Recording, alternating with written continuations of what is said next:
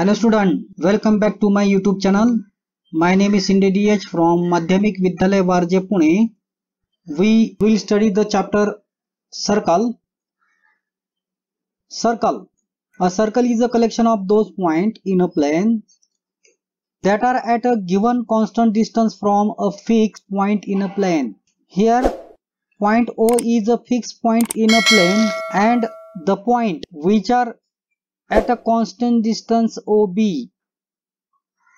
Collection of those points which are at a constant distance OB is called a circle. The point A and C also lies on the circle. Therefore, distance OA, distance OB and distance OC are equal.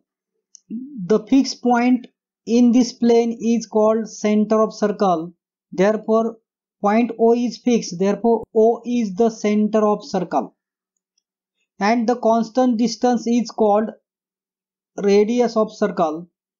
In this figure, OA, OB and OC are the constant distance. Therefore, segment OA, segment OB and segment OC are called radius of the circle. Chord of a circle. A line segment joining any 2 points of the circle is called chord of the circle.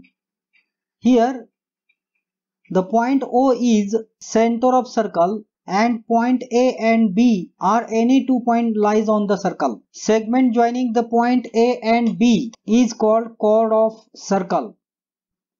Diameter of circle. The chord passing through the center of circle is called diameter of circle. Here the chord AC is passing through the center of circle. The center O lies on the chord AC. Therefore, chord AC is called diameter of circle. Diameter is the longest chord in a circle and diameter is equal to 2 into radius. The segment joining center of circle and any point on the circle is called radius. The segment joining any 2 points of the circle is called chord of circle. The chord which is passing through the center of circle is called diameter of circle. A line which intersects the circle at one and only one point is called tangent of a circle. And tangent is perpendicular to the radius of circle which is passing through point of contact. The line which intersect the circle at two different points is called secant of circle. Now, congruent circle, circle having equal radii are called congruent circle. In this figure, circle with center O and radius OA and another circle with center P with radius PB are drawn. If the radius OA is congruent to radius PB, that means these two radius are coincide. That means radius PB and radius PA are congruent to each other. That means these two circles are coincide. ही दोन्ही वर्तुळ बघा एकमेकाला तंतोतंत जुळले कधी जर यांचे radius same असतील तर. Then we say that these two circles are congruent. Concentric circle. A circle having same center but different radii are called concentric circle. In this figure, O is the center of both circle with radii OA and radii OB which are different and have a same center. Therefore, these two circles are called concentric circle. इथे जर पाहिलं तर लक्षात घ्या या दोघांचा centre same आहे परंतु रेडियस डिफरंट आहे. अशा टाइपच्या सर्कलला काय म्हणायचं आहे concentric circle. Now intersecting circle.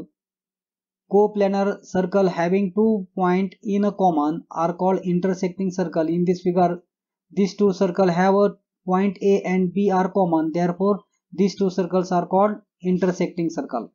Theorem. A perpendicular drawn from the center of circle on its chord bisect the chord. In this figure, O is the center of circle and AB is the chord. We draw a perpendicular from the center O to the chord AB which intersect at the point M. Then this perpendicular bisect the chord AB means this perpendicular divides the chord AB into equal part. The first part is AM and second part is MB, and these two parts are equal. That means M is the midpoint of chord AB. Here in this figure, O is the center of circle and segment AB is the chord of circle. OM is perpendicular to the AB. That means we draw perpendicular from the center of circle to the chord AB. This chord bisect. That means AM and BM, these two parts are equal and both part is half of the chord AB. That means 1/2 into AB. The converse of this theorem, the midpoint of chord and the segment joining midpoint of the chord and the center of circle is perpendicular to chord.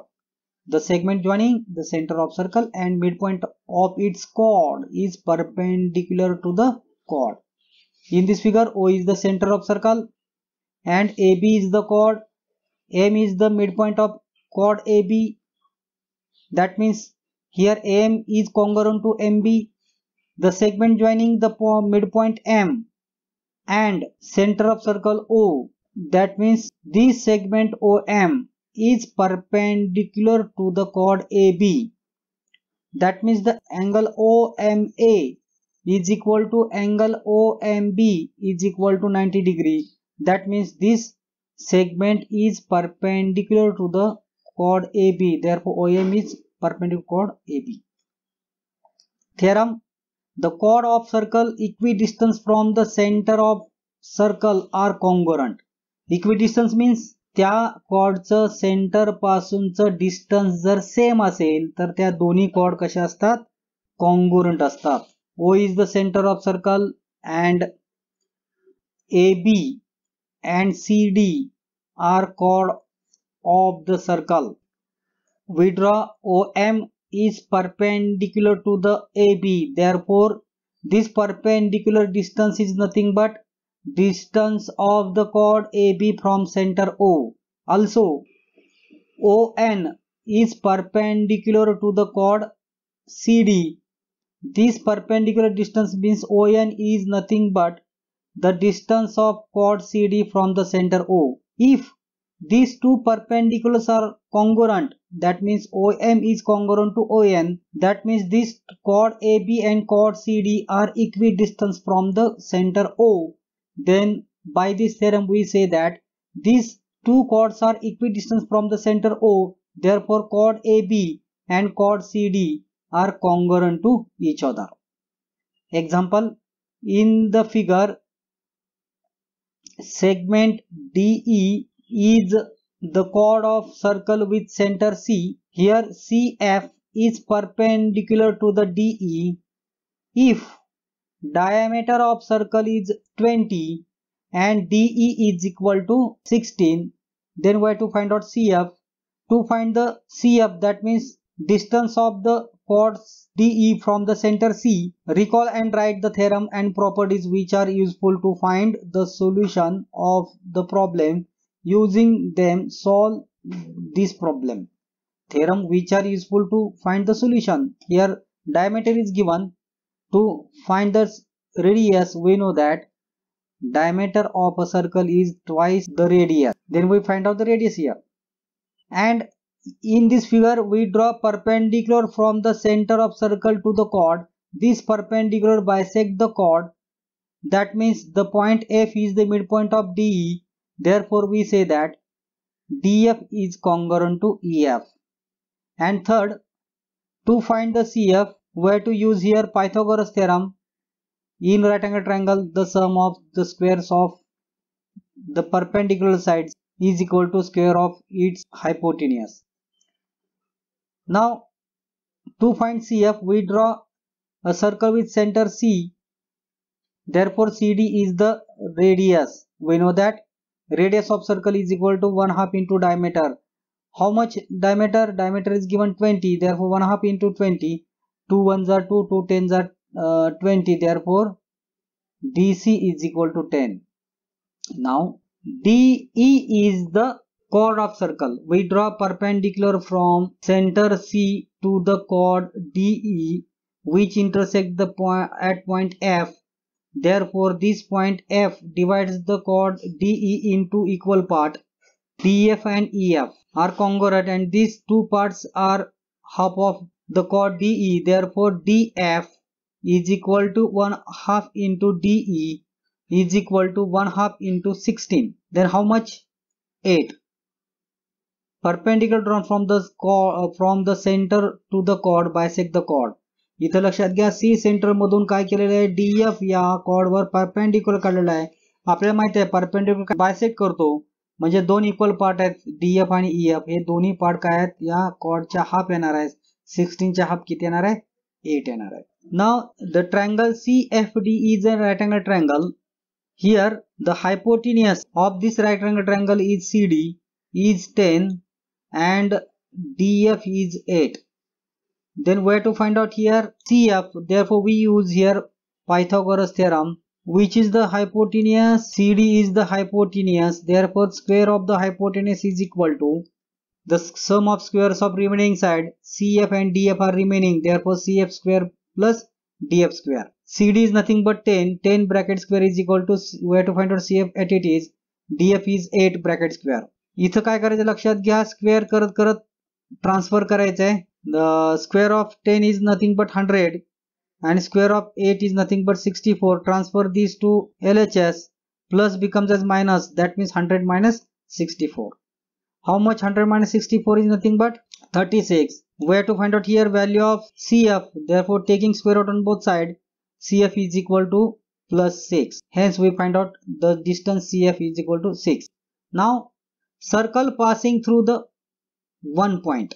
How many circles are passing through the one point? Let O is the point in a plane. Then we draw this first circle which is passing through the point O. This is the second circle which is passing through the point O. This is the third circle which is passing through the point O. This is the another circle which is passing through the point O. That means we draw infinite circle which is passing through the one point. Therefore infinite number of circle passes through one point. Now A and B are two different points. Then how many circles are passing through two different points? The one circle is passing through these two different points. Another circle is also passing through these two different points. This is also a circle which is passing through point A and B.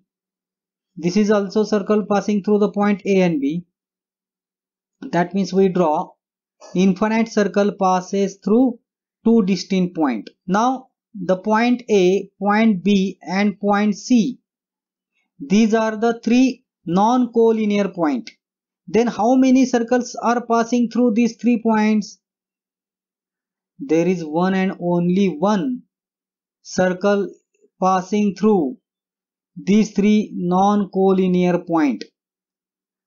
There is an unique circle passing through 3 non-collinear points. Observe, these 3 points are non-collinear. Then a unique circle is passing through these 3 non-collinear points. If you like this video, then subscribe my channel. Also like this video. Thank you.